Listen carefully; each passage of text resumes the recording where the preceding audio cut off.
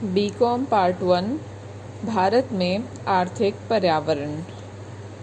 आज हम भारतीय आर्थिक पर्यावरण और भारतीय अर्थव्यवस्था की मौलिक विशेषताएं जो कि पिछले लेक्चर में हमने पढ़ी थी उसी को कंटिन्यू करते हैं।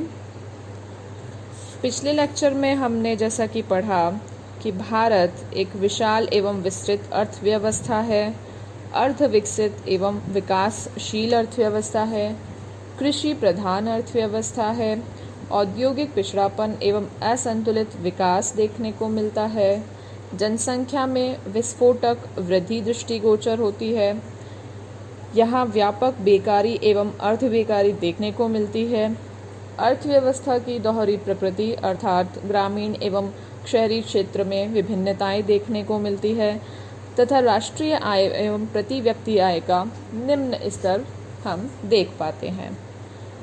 आज हम उससे आगे की बात करते हैं। पूंजी निर्माण की धीमी गति। आर्थिक दरिद्रता और निम्न आय के कारण अर्थव्यवस्था में बचतों एवं विनियोग का स्तर नीचा है।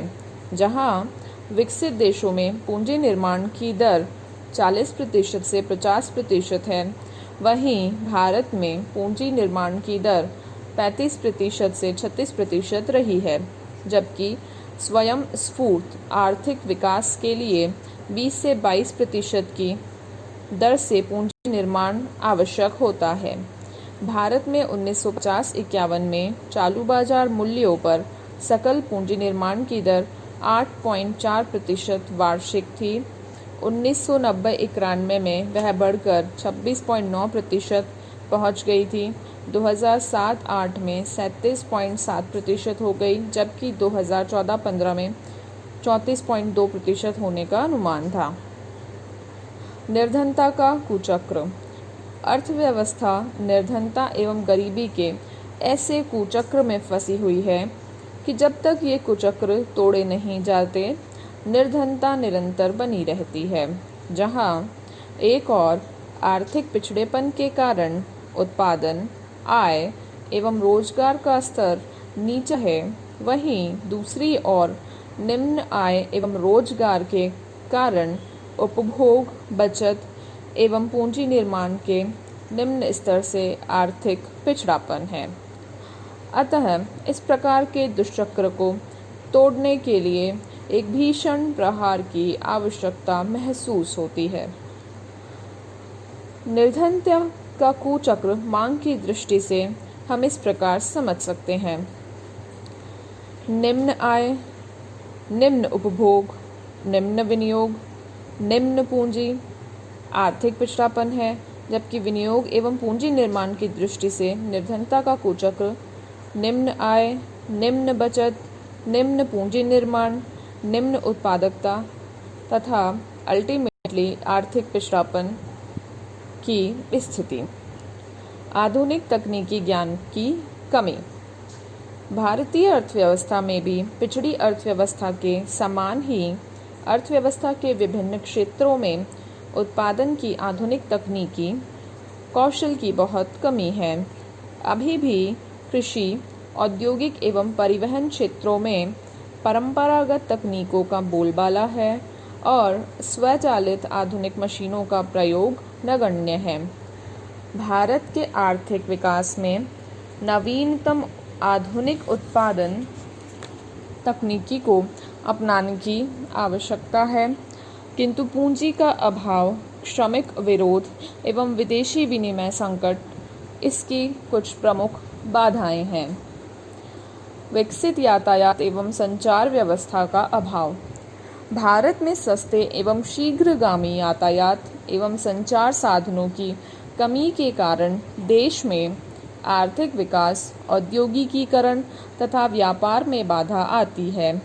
विकसित देशों के मुकाबले हमारे यातायात एवं संचार के साधनों का विकास नगण्य है। जहां प्रति 100 वर्ग किलोमीटर पर रेल मार्गों की औसत लंबाई इंग्लैंड में 36 किलोमीटर, फ्रांस में 18 किलोमीटर तथा अमेरिका में 12 किलोमीटर है, वहीं भारत में यह 4 किलोमीटर ही है। इस प्रकार सड़कों की औसत लंबाई भी जहां अमेरिका में 1100 किलोमीटर, जापान में 400 किलोमीटर तथा ब्रिटेन में 200 किलोमीटर है। वहीं भारत में यह मात्र 125 किलोमीटर ही है। भारत में अधिकांश सड़कें कच्ची एवं मौसमी हैं। वे वर्षा ऋतु में अयोग्य हो जाती हैं। संचार साधन भी काफ़ी पिछड़ी अवस्था में है। नियोजित एवं विकासशील मिश्रित अर्थव्यवस्था। भारतीय अर्थव्यवस्था जहां एक और योजनाबद्ध तरीके से विकासशील है, वहीं दूसरी ओर इसमें समाजवाद एवं पूंजीवाद का एक अजीब समन्वय देखने को मिलता है। अर्थव्यवस्था में सार्वजनिक एवं निजी क्षेत्रों के साथ साथ संयुक्त एवं सहकारी क्षेत्रों का भी समावेश किया गया है। ये सभी अलग अलग क्षेत्रों में कार्य करते हुए भी समग्र विकास के लिए प्रयत्नशील हैं। पिछले वर्षों के योजनाबद्ध विकास से भारतीय मिश्रित अर्थव्यवस्था तेजी से विकास के मार्ग पर अग्रसर हो रही है। भारतीय अर्थव्यवस्था मानसून का जुआ है। भारतीय कृषि प्रधान अर्थव्यवस्था की समृद्धि बहुत कुछ मानसून पर निर्भर करती है, क्योंकि सिंचाई साधनों के अभाव में कृषि उत्पादन में वृद्धि अनुकूल मानसून से ही संभव हो पाता है। अच्छी फसलों से कृषि में रोजगार और आय बढ़ती है। कृषि आधारित उद्योगों को कच्चा माल प्राप्त हो पाता है और उनके निर्मित माल की खपत संभव होती है। व्यापार पनपता है। व्यापार एवं संचार साधनों में गति आती है और अर्थव्यवस्था के सभी क्षेत्रों में खुशहाली एवं संपन्नता का मार्ग प्रशस्त होता है। जबकि मानसून की प्रतिकूलता एवं असफलता से कृषि के साथ साथ व्यापार एवं औद्योगिक क्षेत्र भी चौपट हो जाते हैं। सभी क्षेत्रों में आय, रोजगार एवं विनियोग में कमी से निराशा, गरीबी, बेकारी एवं भूखमरी से अकाल का तांडव नृत्य होता है। संपन्नता में गरीबी। भारतीय अर्थव्यवस्था में संपन्नता के बीच गरीबी के विरोधाभास की विशेषता भी दृष्टिगोचर होती है। जहां एक और अर्थव्यवस्था प्राकृतिक साधनों से संपन्न है, विशाल जनशक्ति, विस्तृत उपजाऊ मैदान, विपुल खनिज एवं वन संपदा तथा विविधतापूर्ण जलवायु है, वहीं दूसरी ओर उनके पर्याप्त विदोहन के अभाव में भूखमरी, बेकारी एवं गरीबी का साम्राज्य है। निर्धनता के इस कुचक्र के कारण ही धनी देश की निर्धन जनता अथवा भारत एक धनी देश है जहां निर्धन लोग बसते हैं जैसे कथन चरितार्थ होते हैं। बाजार की अपूर्णताएं। भारतीय अर्थव्यवस्था में भी अर्धविकसित देशों की भांति बाजार की अपूर्णताएं हैं।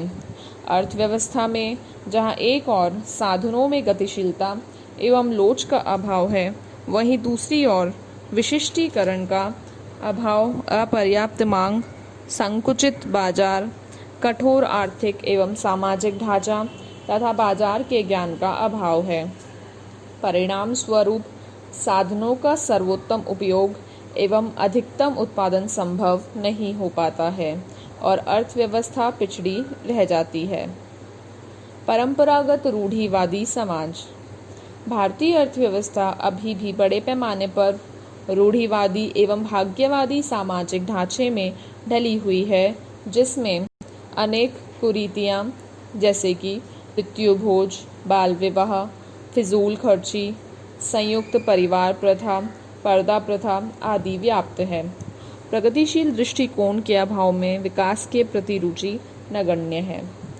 आर्थिक असमानता में निरंतर वृद्धि। भारतीय अर्थव्यवस्था में संपत्ति एवं आय की असमानता निरंतर बढ़ रही है। गरीब एवं धनी अधिक बनता जा रहा है। भूमि का असमान वितरण है।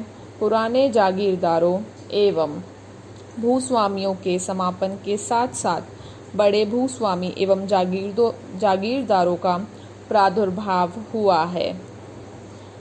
भारत की लगभग 2/3 जनसंख्या निर्धनता के कगार पर है। देश के 15% धनी राष्ट्रीय आय का 10% भाग हड़प जाते हैं, जबकि 50% लोगों को राष्ट्रीय आय का 22% भाग ही मिल पाता है।